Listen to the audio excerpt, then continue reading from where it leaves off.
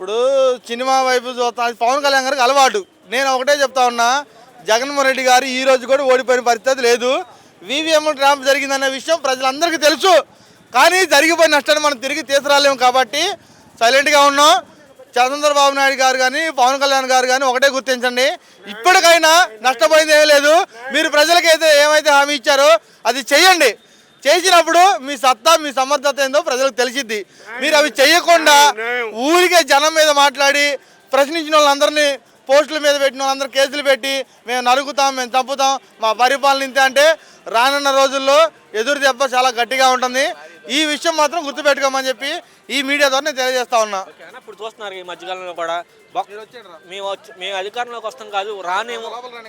పవన్ కళ్యాణ్ మాట్లాడుతూ రానేను రాడు ఇక 11 కాదు ఈసారి 1 పరిమితం చేస్తా అన్నాడు. ఇప్పుడు ఆయన రానివ్వడానికి సరే మీ మాటకే వద్దాం రాని అంటున్నాడు. నేను ఒకటే ఈ మీడియా ద్వారా ఒకటే అడుగుతా ఉన్నా, జగన్మోహన్ రెడ్డి అనే వ్యక్తి ఒక పులివెందుల ఎమ్మెల్యే అని మన హోమ్ మినిస్టర్ గారు మాట్లాడుతూ ఉన్నారు. ఒక్క పులివెందుల ఎమ్మెల్యే రోడ్డు మీదకి వస్తే మీరు ఎందుకు భయపడుతున్నారు?